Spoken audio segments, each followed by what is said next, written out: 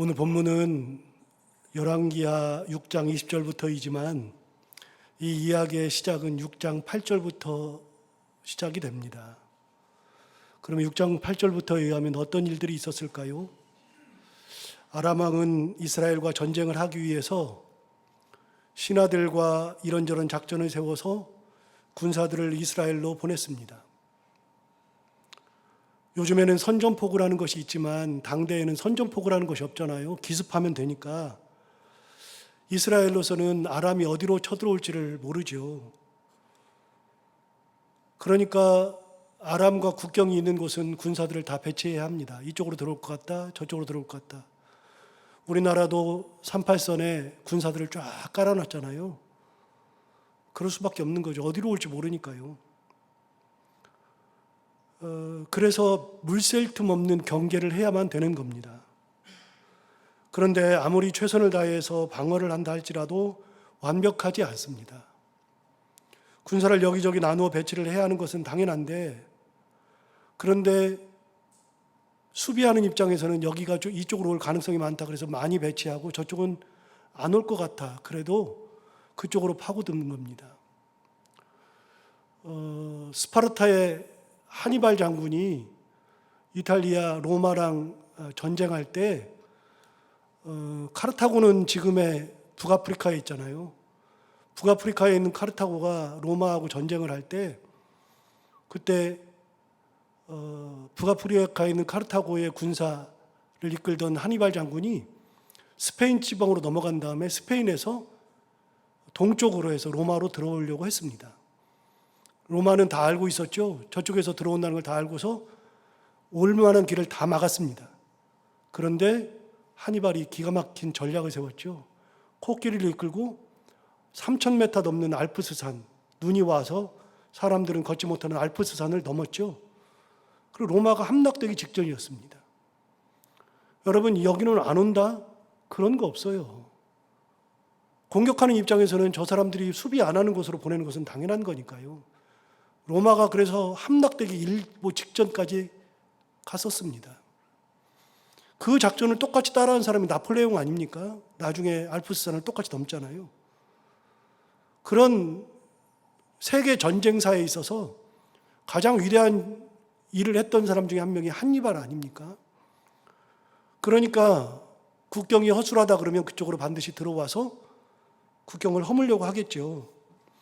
그런데 아람이 들어오는 곳마다 이스라엘 군사가 지키고 있는 겁니다. 기습을 하는데. 이유가 뭘까요? 전쟁을 하려고만 하면은 이스라엘의 군사들을 다른 쪽에 안 배치하고 들어오는 길목에만 딱 배치하니까요. 그 이유가 6장 9절부터 10절까지 나오는데요.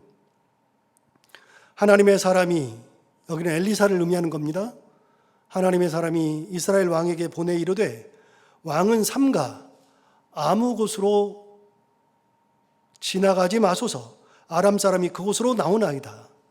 알려주는 겁니다. 그곳으로 온다는 것을 알려주는 겁니다. 10절에 의하면 이러므로 왕이 하나님의 사람이 자기에게 말하여 경계한 곳으로 사람을 보내 방비하기가 한두 번이 아닌지라.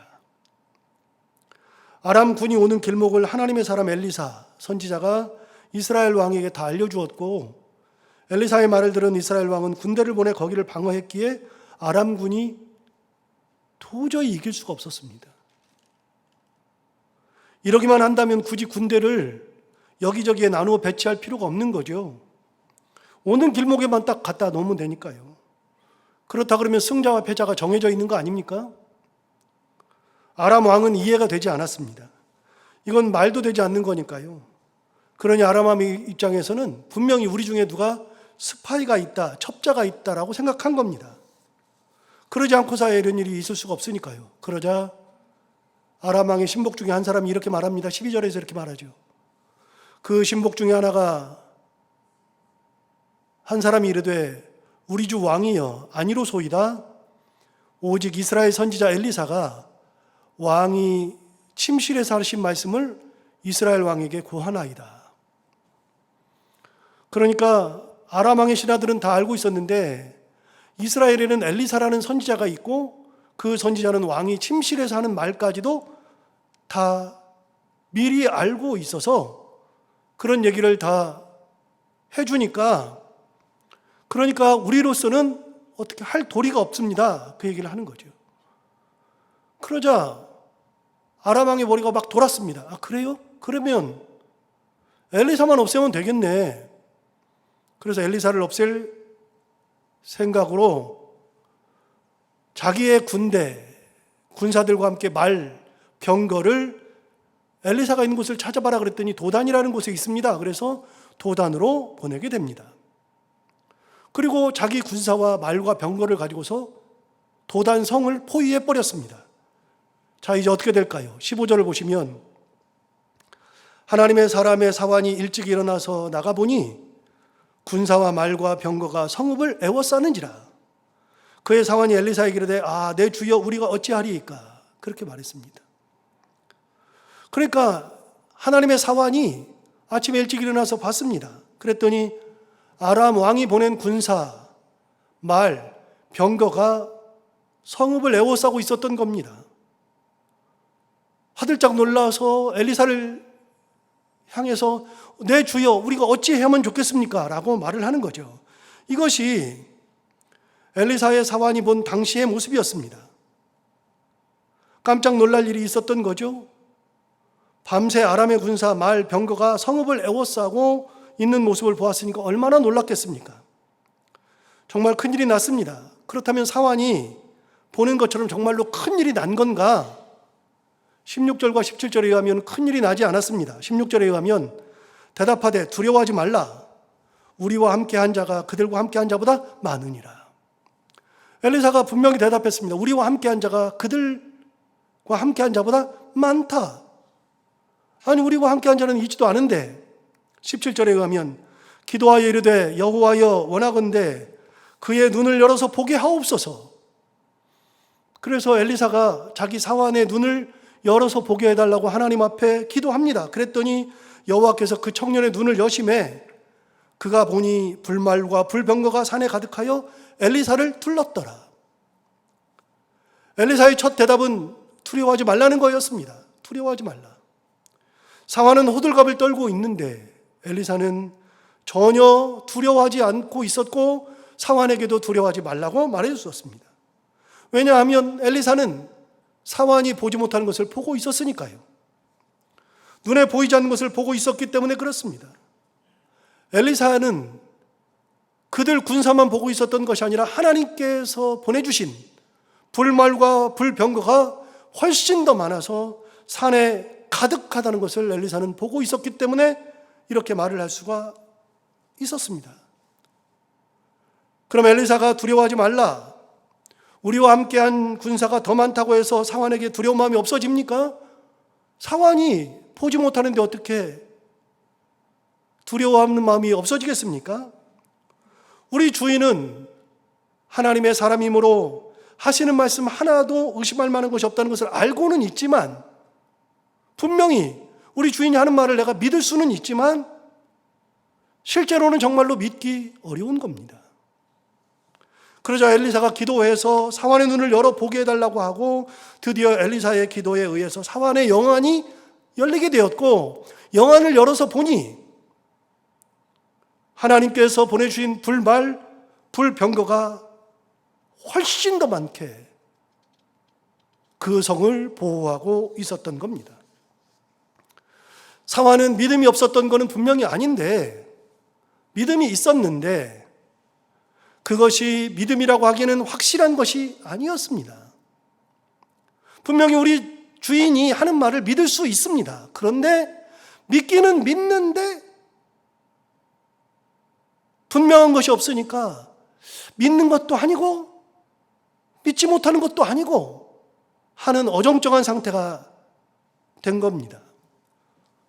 여기서 잠깐 지난주에 게하시가 나아만을 쫓아가 은 2달란트와 옷 2벌을 받아서 자기 집에 숨겨놓고 엘리사 앞에 나섰던 것을 기억할 겁니다. 게하시는 엘리사를 잘 알고 있었습니다. 엘리사를 모시고 있었기 때문에 이런저런 것들을 많이 봤으니까 자기 행동이 얼마나 위험한 것인지를 잘 알고 있었을 겁니다. 그런데 설마 이거는 모르겠지. 엘리사가 다 알 수 있지만 이거는 모르겠지. 라는 생각을 하는 겁니다. 분명히 믿음은 있는데, 분명 그럴 것 같은데 아닌 것 같기도 하거든요. 무슨 말이죠? 믿기는 믿는데 그런데 뭔가 아닌 것 같아요. 그렇다고 해서 믿지 않는 것도 아니에요. 믿음은 분명히 있어요. 참 신기하죠, 여러분. 게하시가 그랬습니다. 게하시는 자기 주인 엘리사를 잘 알고 있었습니다. 다 알 거라는 믿음이 있었습니다. 그런데 믿기는 믿는데 이것까지는 모르겠지. 지난주에도 말씀드렸지만 만약 뒤집어서 게하시가 엘리사가 이렇게 하는 것까지도 다 알 거라는 믿음이 확실하게 있었다면 그러면 절대 이런 짓 안 했을 겁니다. 죽었다 깨어나도 이런 짓 안 했을 겁니다. 믿음이 확실하면 딴짓하지 않고 그 믿음으로 하나님을 바라보며 살게 됩니다. 하나님께서 내가 가는 길을 다 아시고 나를 인도하신다는 믿음이 확실하면 우리도 흔들림 없이 하나님을 붙잡고 사는데, 우리도 믿기는 믿는데 어느 순간에 보면 그 믿음이 조금씩 흔들리는 나를 발견할 때가 있다는 겁니다. 게하시만 그러는 게 아닙니다. 엘리사의 사환만 그러는 것이 아닙니다. 믿음이 흔들리면 딴짓하는 겁니다.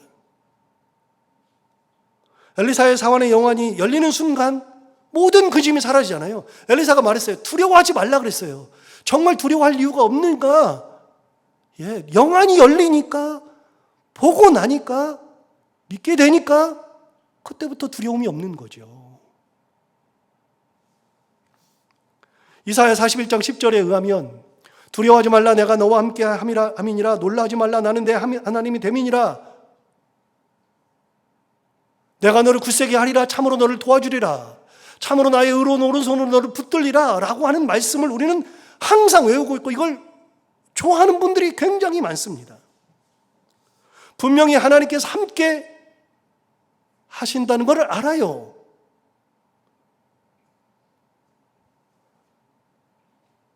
나를 굳세게 해주신다는 것도 믿어요.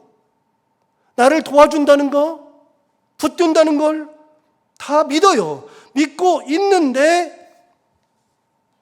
그런데 우리는 어떤 상황이 오면 믿음이 있는데 조금씩 흔들리는 나를 발견할 때가 있는 겁니다.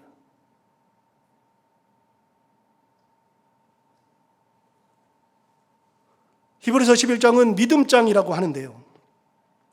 여기에는 믿음으로 살았던 사람들의 이야기를 쭉 기록해 놨잖아요.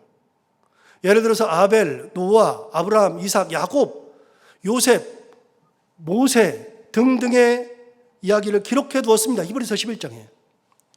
이들의 이야기를 할 때 반드시 이들 이름 앞에 먼저 기록한 게 있어요. 그건 뭐냐? 믿음으로라고 하는 단어입니다.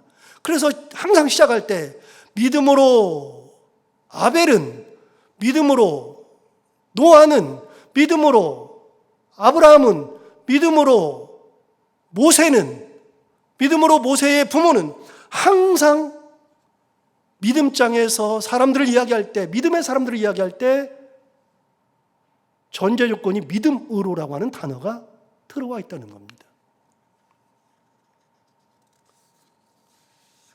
그런데 이 믿음장에 나오는 아벨부터 시작되는 많은 사람들이 등장하는데, 아벨이 몇 절에 등장하냐면 11장 4절에 등장하거든요. 그러면 11장 4절 이전에 1절부터 3절은 무슨 얘기냐? 믿음에 대한 전반적 얘기를 먼저 시작하는 겁니다. 그리고서 4절에 믿음으로 아벨은 이렇게 시작하죠. 그럼 1절부터 3절까지에서는 무슨 내용을 기록하고 있을까요? 1절부터 보시면 믿음은 바라는 것들의 실상이요 보이지 않는 것들의 증거라고 얘기했습니다. 믿음이라고 하는 것은 바라는 것들의 실상이랍니다. 바라는 게 뭐죠? 내가 지금 뭔가를 바라고 있어요. 그거는 바란다는 얘기는 쥐었다는 게 아니거든요. 내가 가졌다는 게 아니거든요. 그럼 내가 쥐지 않고 가지지 않았으니까 그건 지금도 내가 바라고 있죠. 만약에 내가 쥐면 더 이상 바라는 게 아니잖아요. 그런데 믿음은 바라는 것들의 실상이래요. 지금 내가 쥔 거는 없는데 실제 쥔 것이 믿음이라는 거예요. 보이지 않는 것들의 증거라 그랬습니다. 여러분, 믿음은 내가 지금 내 눈앞에 없으니까 보이지 않잖아요. 보이지 않는데, 그런데 믿음을 가지면 보이지 않는 것이 보인다는 겁니다. 이게 믿음이라는 겁니다. 2절에 의하면 선진들이 이로써 증거를 얻었느니라. 그리고 3절, 믿음으로 굉장히 중요한 얘기를 시작합니다. 믿음으로 모든 세계가 하나님의 말씀으로 지어진 줄을 우리가 아나니 보이는 것은 나타나는 것으로 말미암아 된 것이 아니니라 그랬는데, 여러분, 믿음의 얘기를 하면서 무슨 얘기를 했냐면 믿음으로 모든 세계가 하나님의 말씀으로 지어진 것을 우리가 안다. 여러분, 이게 얼마나 대단한 거냐면요, 천지를 창조했다는 것이 하나님께서 말씀으로 창조했다는 것을 우리는 믿음으로 고백하게 된다는 겁니다.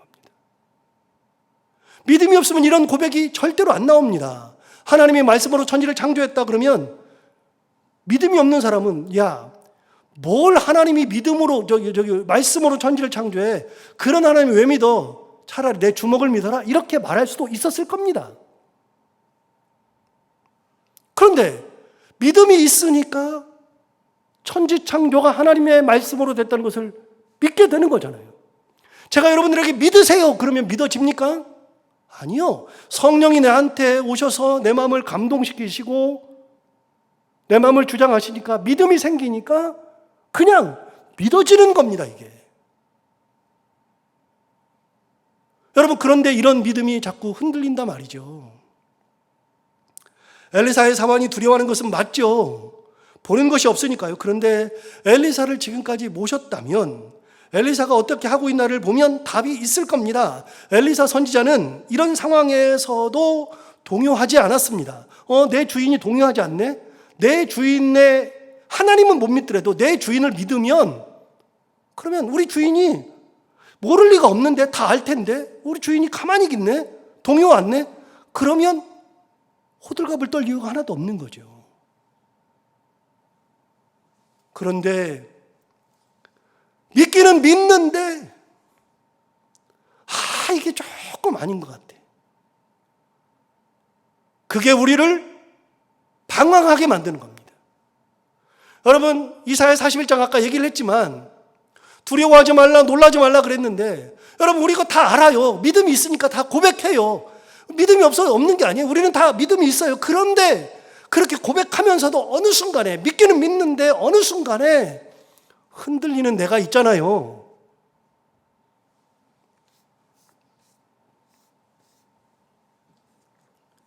엘리사가 요동이 없었다면 자기 스스로 두려워할 이유가 하나도 없었습니다. 그런데도 두려워하죠. 그런데 영안이 열려서 보니까 드디어 보이는 겁니다.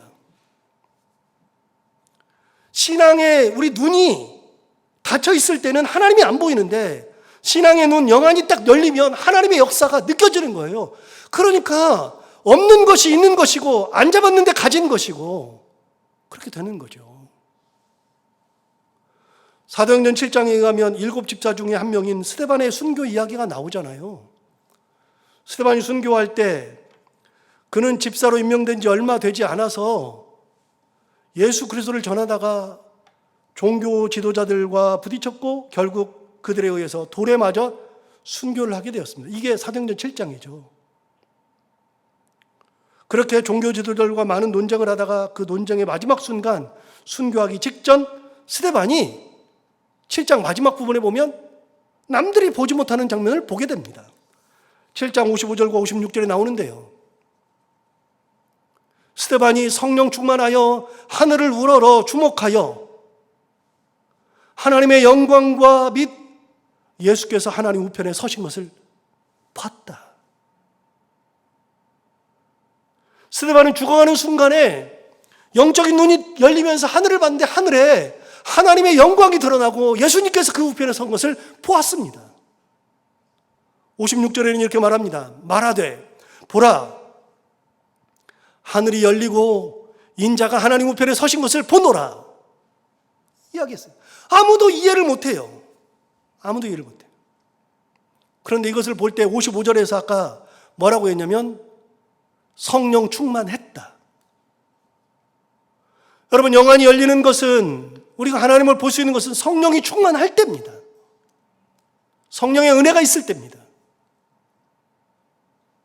우리도 세상을 사니까 세상 사람과 똑같은 걸 봅니다. 우리는 영안이 아니라 육안으로 보는 거니까 세상 사람들이 보는 것과 똑같은 것을 봅니다. 그러나 성령이 충만한 사람들은 세상 사람들이 보는 육안이 아니라 영적인 눈으로 하나님을 볼 수 있는 겁니다. 성령 충만하여 보는 겁니다. 엘리사의 상황은 하나님께서 군사를 보내셔서 아람의 군사들보다 더 많은 수가 그들을 막고 있다는 것, 보호하고 있다는 것을 드디어 봤습니다. 참 재밌는 거는요, 아람이 보낸 군사들은 말과 병거였잖아요. 그런데 하나님께서 보내신 군사들은 불말과 불병거였습니다. 사람이 보내는 것은 말과 병거인데 하나님이 보내신 것은 불말과 불병거였다는 겁니다. 여러분, 게임이 되질 않습니다. 이게 아예 안 돼요. 18절을 계속해서 볼까요?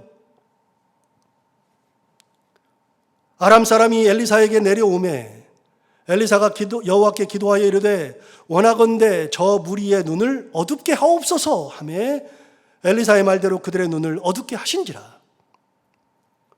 어둡게 하라 그랬더니 이제는 군사들의 눈이 어두워진 겁니다. 아람의 군사들의 눈이 어두워진 겁니다. 갑자기 보고는 있는데 모르는 겁니다. 분명히 아람에서 오기 전에는 엘리사의 몽따주를 딱 그려가지고 그림을 그려가지고 이런 사람이 엘리사야? 엘리사는 이렇게 생겼어? 이 사람을 잡아 죽여야 돼? 다 배우고 왔거든요. 머릿속에 넣고 왔거든요. 그런데 하나님께서 저들의 눈을 어둡게 하옵소서 그러니까 그들의 눈이 어두워져 버린 거예요. 그래서 엘리사를 보는데도 엘리사를 못 알아봐요. 19절에 의하면 이렇게 되어 있습니다. 엘리사가 그들에게 이르되 이는 그 길이 아니요 이는 그 성읍도 아니니 나를 따라오라. 여러분, 분명히 엘리사가 그들 앞에 딱 섰어요. 서가지고서 야, 니네 잘못 왔어. 이 길 아니야. 너네 엘리사 잡으러 왔지. 엘리사가 있는 곳 이 성도 아니야. 엘리사가 그들 앞에서 얘기하는 겁니다. 그러면서 나를 따라오라 얘기하는 겁니다. 내가 너희를 인도하여 너희가 찾는 사람에게로 나아가리라. 내가 엘리사 있는데 가르쳐 줄게. 나 따라와. 그렇게 말한 거죠. 그들을 인도하여 사마리아에 이르니라. 여러분, 다른 사람도 아니고 엘리사 본인이 그들 앞에 섰습니다. 그런데 그들의 눈이 어두워졌으니 분명 엘리사를 보고 있으면서도 엘리사를 알아보지 못했습니다.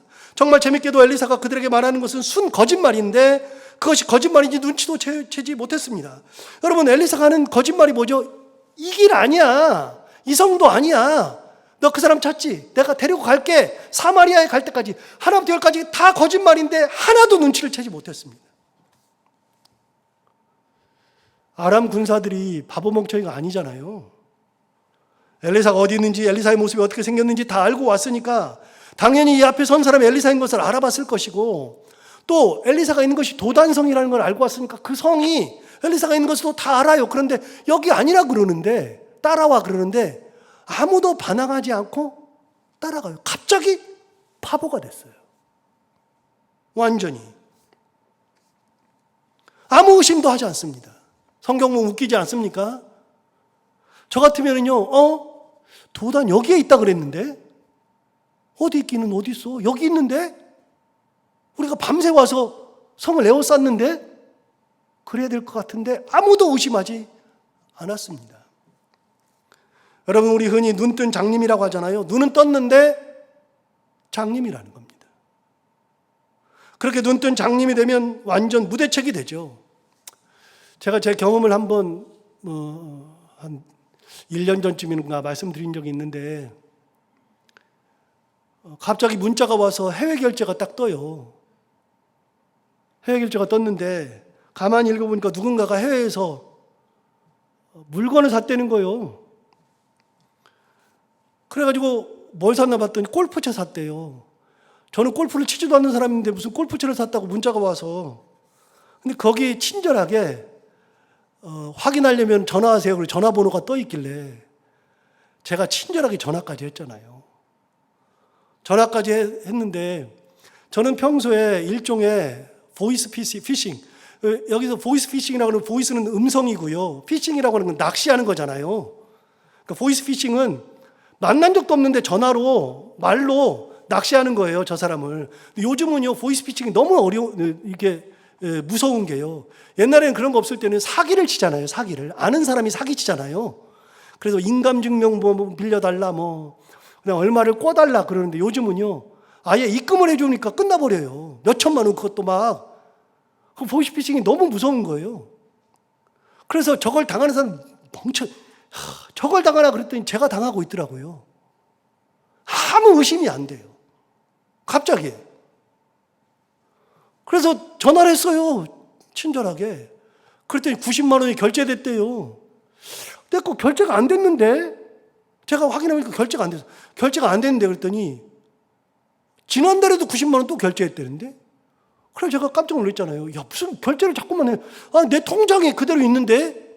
그랬더니 잠깐만 기다리세요, 확인해 드릴게요. 그러면서 막 컴퓨터로 막 두드리는 소리를 막 내더니 갑자기 영등포 지점에서 유창호님 이름으로 계좌가 하나가 열렸는데 그 본인이 영등포 지점에서 열은 거냐. 그래서 내 영등포에 가본 적도 없다 그랬더니 그분이 누군가가 제 거를 도용해서 만들어가지고 거기서 지금 결제하는 거다.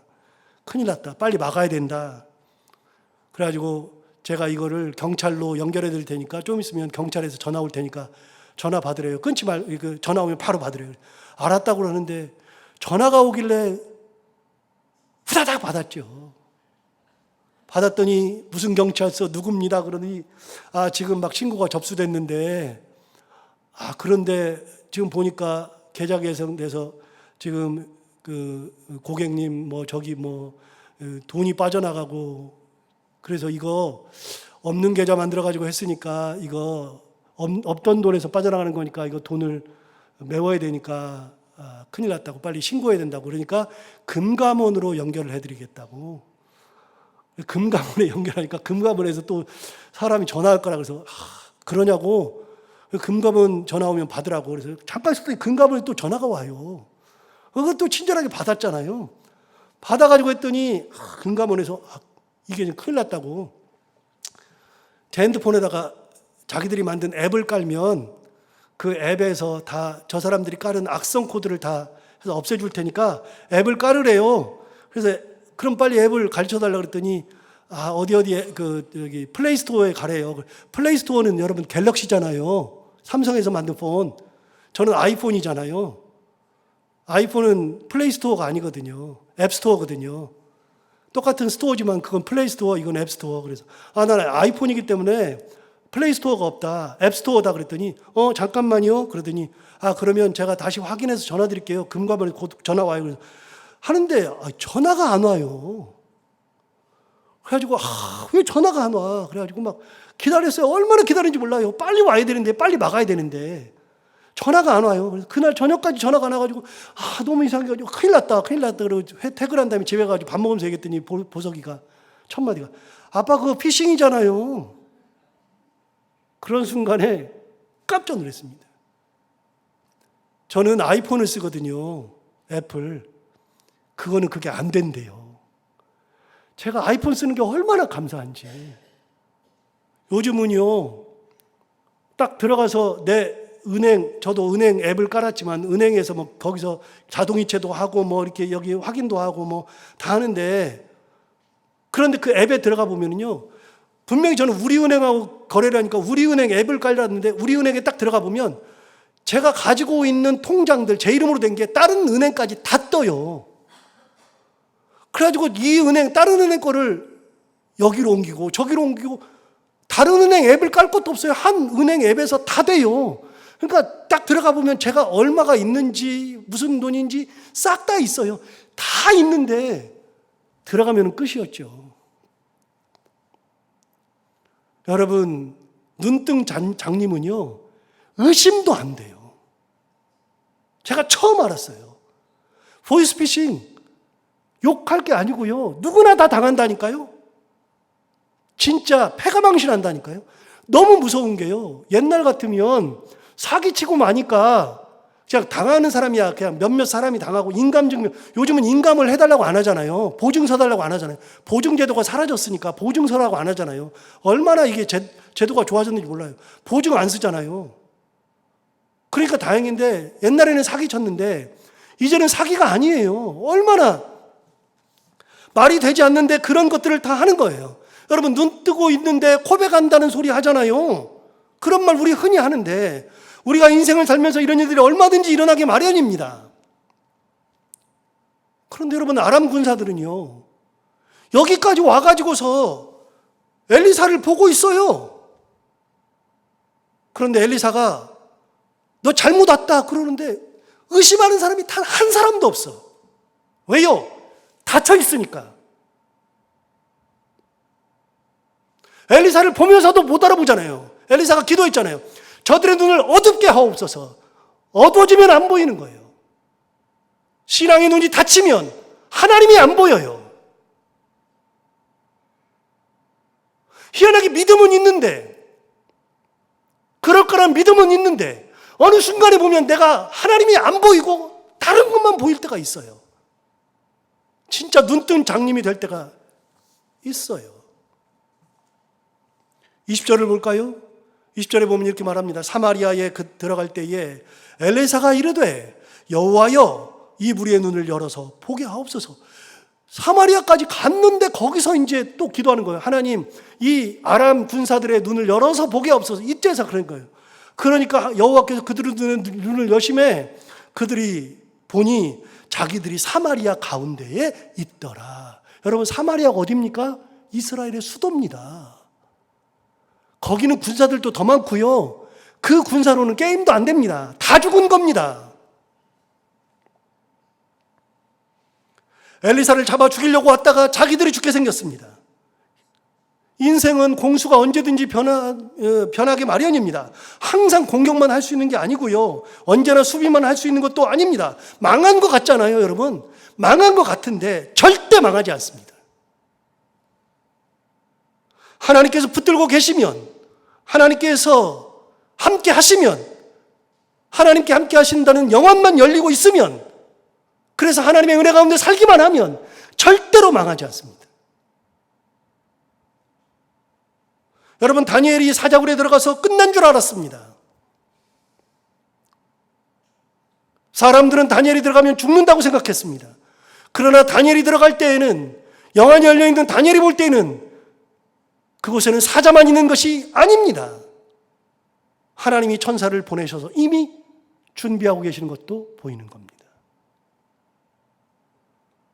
여러분, 하나님께서 함께 하시면 사람들은 말과 병거를 보내지만 하나님은 불말과 불병거를 보내시는 겁니다. 그래서 우리가 신앙생활을 하면서 신앙의 눈이 열려 있어야 되는 거예요. 신앙의 눈이. 어떤 상황이 되어도 하나님께서 함께 하신다는 신앙의 눈이 열려 있어야, 그래야 하나님이 보이고 하나님의 역사가 보이고, 이제 그들의 목숨은 거꾸로 이스라엘에게 달렸잖아요. 거꾸로 뒤집어졌잖아요.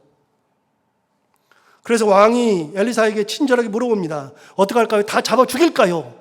그랬더니 아니요, 죽이지 마세요. 그러면서 차라리 음식을 많이 주고서 먹여서 보내세요. 23절 마지막 볼까요? 23절에 이렇게 말합니다. 왕이 위하여 음식을 많이 베풀고 그들이 먹고 마시며 놓아 보내니, 사마리아 가서 다 죽는 줄 알았는데요, 그런데 오히려 왕이 그들을 위해서 음식을 베풀어 줬어요. 또 뒤집어졌죠. 하나님의 은혜 가운데 그들을 살려보내죠. 그래서 놓아 보내니 그들이 그들의 주인에게로 돌아가니라. 이로부터 아람 군사의 부대가 다시는 이스라엘 땅에 들어오지 못하니라. 이게 더 무서운 거예요. 이게 차라리 죽여버렸으면 그러면 복수하기 위해서라도 오는데 거기에서 엘리사를 직접 경험했거든요. 안 돼요. 이제는 가면 안 돼요. 이게 더 무서운 거예요. 이게 여러분, 영안이 열리면 살려서 돌려보내도 괜찮아요. 그래도 하나님의 역사를 믿으니까, 하나님께서 역사하시는 것을 아니까 영안이 열리면 어떤 상황이 되어도 상관이 없어요. 보기만 하면 되는 거예요. 딱 보면, 하나님의 역사를 보면, 그러면 우리 집안 안 망합니다. 우리 자녀 안 망합니다. 하나님께서 어떤 분이신데요? 어떤 상황이 되어도 하나님께서 지켜주십니다. 뭘로요? 불말과 불병거로. 안 보입니까? 영안이 열리면 보이기 시작합니다. 우리 이 영안을 열고 하나님의 은혜 보는 믿음, 그 은혜 가운데 살아가는 우리 모두가 다 되기를 바랍니다. 기도하겠습니다. 하나님 아버지, 감사합니다. 오늘 귀한 말씀으로 우리를 깨워주셔서 감사합니다. 이 말씀 듣고 우리가